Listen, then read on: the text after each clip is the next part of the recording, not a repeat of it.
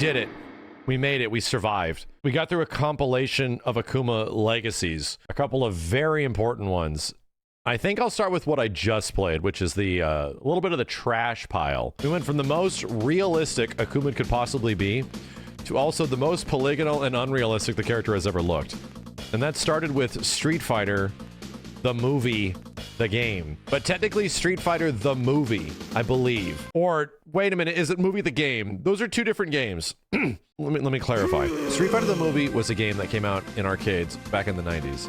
Around the same time as Alpha and Alpha 2, and a variety of other really well-received Capcom fighting games. And it came out, and you just look at this, and it's just like, what is this? What are we looking at? And nobody plays it. I'd argue it's one of the most untouched machines in arcade history. No quarters went into this. If they were selling the cabinets, you could buy it for less than 50 bucks or something like that. These things were unplayed. So for a long time, we just went about playing this game, or just knowing that it existed and never playing it, just assuming it's just absolute trash. Long story short, it is trash. It's balls in a basket, but it's absolutely insane and wild, and it was made by people who clearly have no idea how to make fighting games, because again, this was the mid-90s. They're just throwing shit together. Make it look like the other games is what they sort of thought. Make it look like Mortal Kombat and Street Fighter had a baby, and I feel like they did sort of a good job with that. But at the same point, man.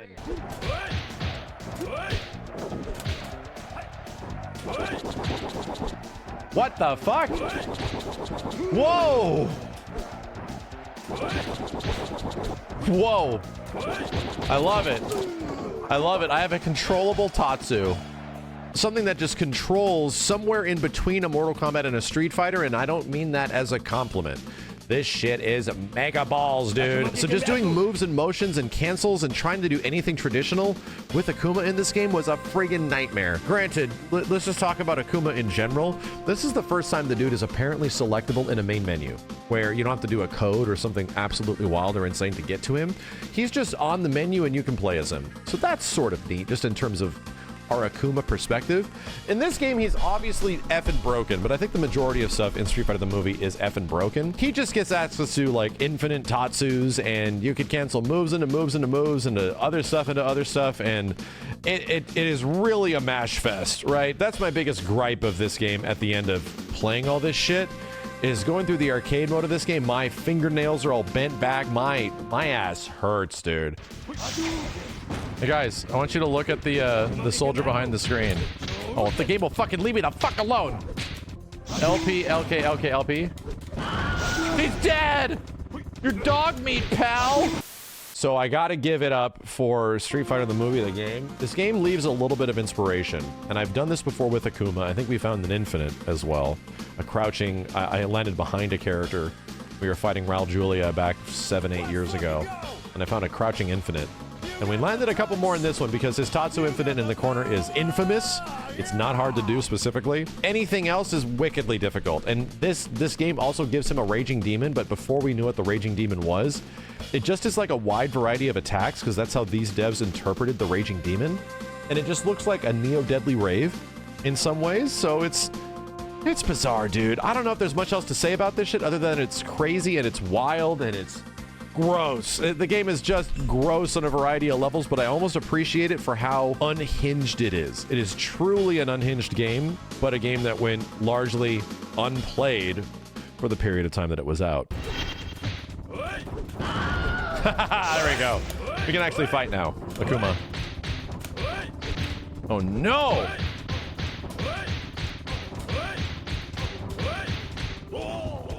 What happened to Akuma?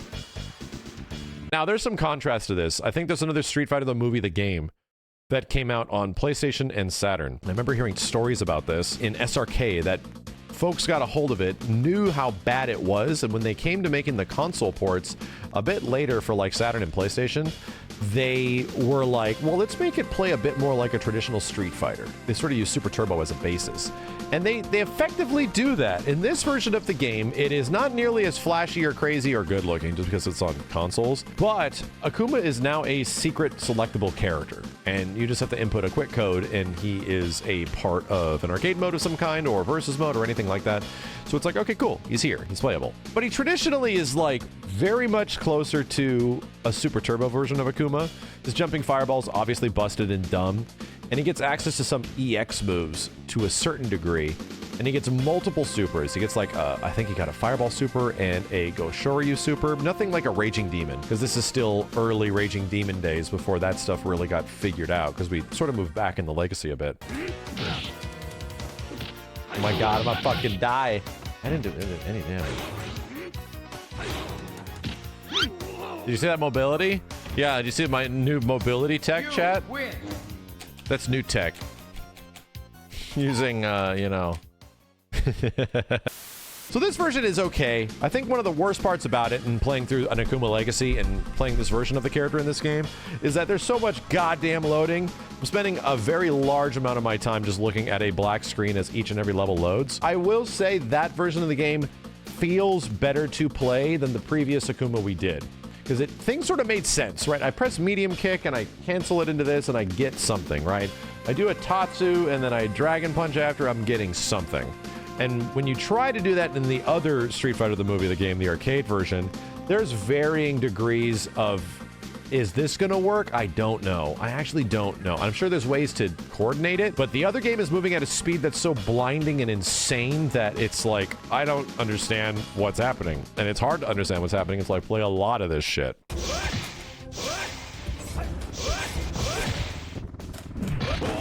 Oh, you would. What the hell? It crossed up? Damn, we're throwing quarters into this machine right now. Realistic Akuma. Is this worth like a relative Mortal Kombat-esque looking Akuma in Street Fighter the movie, the game arcade, as well as console? Is this worth investing time into? No. For anybody else, I think the absolute whack balls, goofy. Why did it start making noise all of a sudden? It just started making noise. I think it heard me talking shit. I was gonna say it's worth checking out because of how wacky and dumb it is, but now I'm not because you're a piece of shit. Moving on. We played through another game that's actually a good one. A game that's very rooted in my fighting game history and is one of those that was not really culturally accepted, and it's Street Fighter EX Plus Alpha. This is the only traditional EX game, because this is an expansion of Street Fighter EX OG. This is like the update. There was EX Plus and Plus Alpha that was on consoles, added Sakura to the game. And I have a lot of attachment to this. I borrowed it from a friend back in the day, and I just like had a lot of fun. It just was cool to see characters doing different versions of moves, especially the Shotos. And of course the music, you know, the music's pretty influential on me. There's just a couple of tracks in here that have stuck with me for a very long time. The neat part about this game and Akuma in it is that he's fucking wild! Gotcha, bitch! Oh, we're done! And I get to watch it again! I got a bunch of meteors and the Earth. So another cool part about Street Fighter EX Plus Alpha is that you can get into the game and there's like a trial mode. I believe they call it expert mode. And it quite literally is a ton of combo challenges for every single character. So we went through Akuma's combo challenges, and before I got a goddamn arcade stick up and running, my god, dude, having to do these like repeated motions for his Tatsus and everything, which are multi-fireball back motions. You have to do it like 4 times to execute the entire move. It was painful, but we did get it done. And all it really did was open up a level of possibility where it's like, okay, so what is possible in this game? And it's something I don't really remember doing before. And yeah, like jumping up with a fireball and canceling that shit into a dive kick is friggin' crazy. And that does open up for a lot of crazy combo opportunities and really cool shit that he can do in this game that I didn't know about. We tried to do an infinite for a while and it looks like an easy infinite, but similar to almost all fighting games around this time frame, something looks easy and it's really goddamn hard. Bro. Oh my god, you are a big piece of shit, you know that? Big piece of shit. I don't know how the hell to land Demon against the computer. Giving up on that for a bit and doing some more traditional combo stuff. Yeah, I think this version of Akuma's kind of sick. And there's not many other versions like him because, again, the Street Fighter EX series goes all the way till EX3.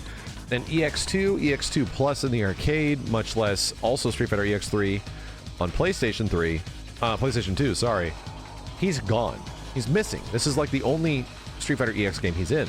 And apparently that is story bound. I think it's like Kairi or something like that kills him thematically in this universe of Street Fighter EX, which is a bit different than traditional Street Fighter.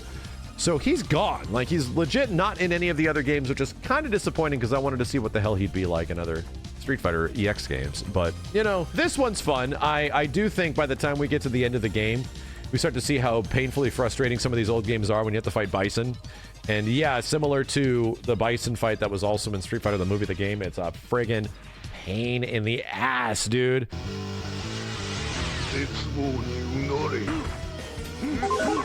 You piece of shit.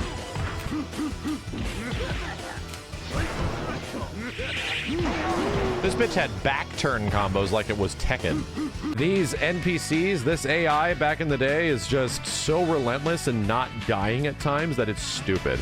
And it's going to take your goddamn money, and it will never let go until you put in an appropriate amount of quarters and you just get friggin' lucky. A couple of games in today's Legacy compilation, because we're getting around some weird ones right now that are right around the PS1 in the middle of the 90s before we get into sort of the big boys, the Street Fighter 3 New Generations, and a lot of other stuff that comes after. But these ones in the middle are fairly interesting, and I feel like as we get into the next Legacy episode, which is going to focus around Pocket Fighter, as well as Cyberbots, these are the nutty deviations that we've been talking about for some time. So yes, we're going to get to see how different of a character Akuma turns into in all these other games. But for now, we got to see him as a real-life human being. He turned into a real boy, and then he went as polygonal as possible.